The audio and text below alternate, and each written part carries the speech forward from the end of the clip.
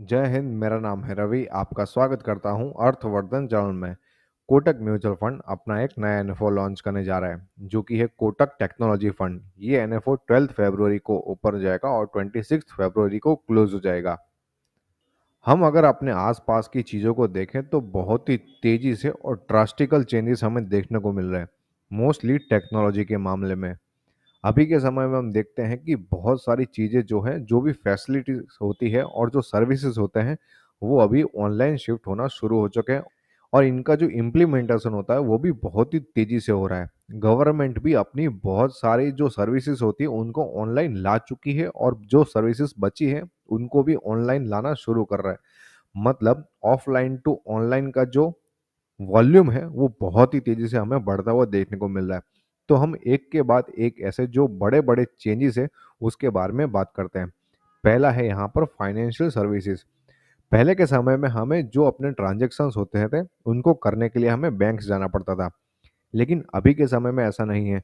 हम अपने मोस्टली जो ट्रांजेक्शन होते हैं, जो डेली हमें ज़रूरत पड़ते हैं, वो हम मोस्टली अपने मोबाइल के अंदर या फिर अपने कंप्यूटर के अंदर आराम से कर सकते हैं। हमें ज़्यादा अब बैंक्स पर जाने की ज़रूरत नहीं पड़ती है। शॉपिंग का जो क्रेज़ है वो भी आपको पता होगा कि शॉपिंग के अंदर भी बहुत सारे सामान ऐसे होते हैं जो हमारे आसपास की दुकानों में नहीं मिलते हैं। और जो क्वालिटी प्रोडक्ट्स होते हैं जिनका प्राइस भी बहुत ही कम होता है वो हमें ऑनलाइन भी आराम से मिल जाते हैं, और ये सब जो प्रोडक्ट्स होते हैं वो हमारे डोर स्टेप पर भी डिलीवर होते हैं। तो मतलब शॉपिंग के अंदर भी बहुत ही तेज़ी से चेंजेस आ रहा है। यहाँ पर ऑफलाइन से ऑनलाइन के अंदर भी ट्रांजिशन हमें होते हुए देखने को मिल रहा है। अगर हम मेडिकल सर्विसेज की भी बात करते हैं तो बहुत सारे जो टेस्ट होते हैं वो हम ऑनलाइन बुक करके हमारे घर पर ही अपने टेस्ट करवा सकते हैं। और जैसे कि बहुत सारे लोगों को पता है कि हमें जो भी दवाइयों की ज़रूरत पड़ती है, अगर हम उसको प्रिस्क्रिप्शन कोई एप्लीकेशन के अंदर डाल देते तो वो सारे प्रिस्क्रिप्शन की दवाइयाँ हमारे डोर स्टेप पर भी डिलीवर हो जाती है। बहुत सारे लोग अभी क्या कर रहे हैं कि वो अपने स्किल्स को मोनेटाइज करने की भी कोशिश कर रहे हैं।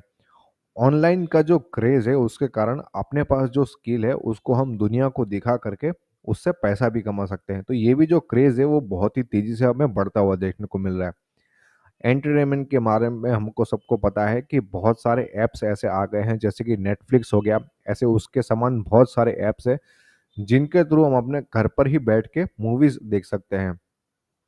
इसके बाद ट्रैवलिंग भी अगर हमें करना है तो वो भी बहुत ही ज़्यादा सुविधाजनक हो चुका है। हम अपने घर पर बैठे ही अपने टिकट्स को बुक कर सकते हैं और अपना पूरा का पूरा ट्रिप जो है वो घर पर बैठ के ही प्लान कर सकते हैं। इंडिया ये जो ट्रांजिशन है ऑफलाइन टू ऑनलाइन का, इसमें सबसे बड़ा भागीदार है, क्योंकि वर्ल्ड इंडिया के ऊपर डिपेंड करता है। वो भी कैसे, वो भी मैं आपको आगे आने वाले थोड़े से मिनटों में अंदर आपको बताने वाला हूँ। जैसे कि इंडिया का जो जीडीपी है उसके अंदर 7.5% जो है वो टेक्नोलॉजी सेक्टर के कारण ही है। पूरे वर्ल्ड का टेक्नोलॉजी का जो सोर्सिंग है वो इंडिया से होता है, अराउंड 57 से लेके 58% जितना। 35,000 टेक फर्म्स जो है वो इंडिया के अंदर रजिस्टर्ड हो चुके हैं। 53% जो मार्केट शेयर है वो सर्विसेज एक्सपोर्ट का वो इंडिया से होता है, और वो भी टेक्नोलॉजी सेक्टर के अंदर। आईटी के अंदर भी फॉरेन डायरेक्ट इन्वेस्टमेंट बहुत ही तेजी से हो रहा है। और अगर हम आईटी इन्वेस्टमेंट की बात करें एफडीआई के मामले में तो 14.6 बिलियन यूएस डॉलर अभी तक हो चुका है। और टेक स्टार्टअप्स जो है वो रजिस्टर्ड हुए अराउंड 27,000। ये कोई छोटा मोटा आंकड़ा नहीं है, वो बहुत ही बड़ा आंकड़ा है। जो अभी के समय में बाहर से एफडीआई आ रहा है, एफडीआई का मतलब होता है फॉरेन डायरेक्ट इन्वेस्टमेंट, वो 26% शेयर्स जो है उनमें से 26% टेक्नोलॉजी सेक्टर के अंदर ही इन्वेस्टमेंट हो रहा है। पहले के समय में अगर हम देखते हैं तो 2009 के अंदर जो टेक्नोलॉजी सेक्टर था वो बहुत ही छोटा था। इसके अंदर अलग अलग टाइप्स की आप यहाँ पर सर्विसेज देख सकते हैं, जैसे कि IT, business process management, engineering and research and development, software products, e commerce और टेलीकॉम। अब इसका जो दायरा है वो 2023 के अंदर और भी बढ़ चुका है। जैसे कि इसके अंदर शामिल हो चुका है क्लाउड कंप्यूटिंग भी शामिल हो चुका है, artificial intelligence, electronics management services, blockchain, fintech, cyber security, software products, engineering, research and development, e commerce, IT services और टेलीकॉम। मतलब ये जो आप देख सकते हैं, ये दायरा हमें टेक्नोलॉजी सेक्टर के अंदर बहुत ही तेजी से बढ़ता हुआ हमें देखने को मिल रहा है।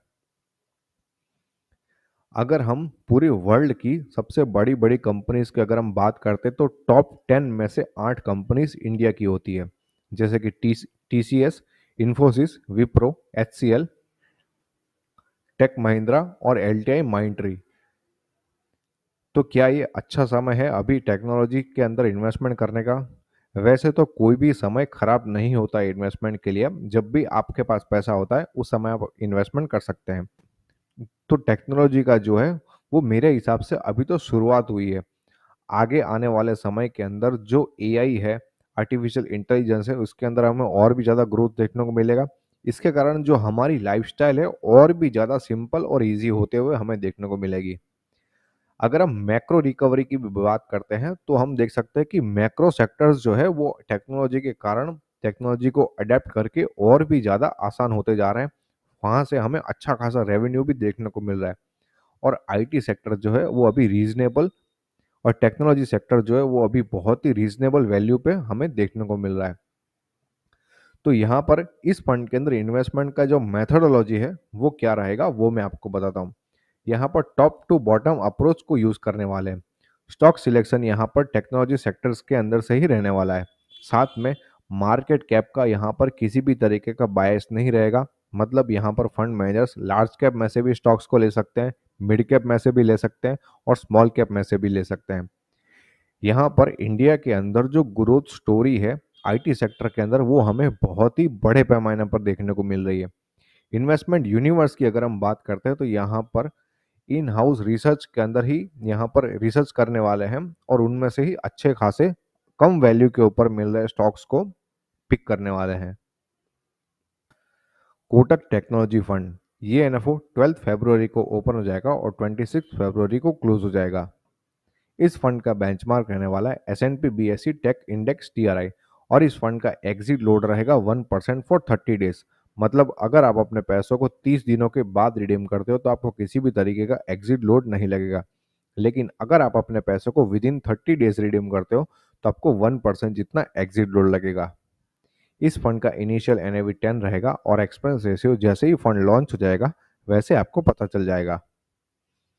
ये एक ओपन एंडेड कैटेगरी का फंड रहने वाला है। मतलब आप इस फंड के अंदर कभी भी अपने पैसों को इन्वेस्ट कर सकते हो और कभी भी अपने पैसों को रिडीम कर सकते हो। ये रेगुलर और डायरेक्ट दोनों ही मोड में अवेलेबल रहेगा। इसमें ग्रोथ और डिविडेंड दोनों ही ऑप्शंस देखने को मिलेंगे।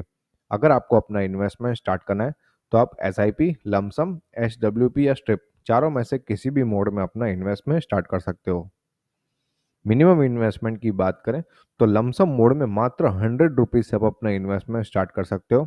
और अगर आपको अपनी SIP स्टार्ट करनी है तो मात्र 100 रुपीज़ पर मंथ से आप अपनी SIP स्टार्ट कर सकते हो।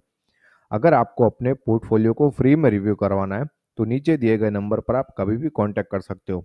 और अगर आपको इस फंड के अंदर स्पेसिफिकली इन्वेस्टमेंट करना है तो डिस्क्रिप्शन में मैंने एक लिंक दिया हुआ है, वहाँ से आप अपना इन्वेस्टमेंट स्टार्ट कर सकते हो।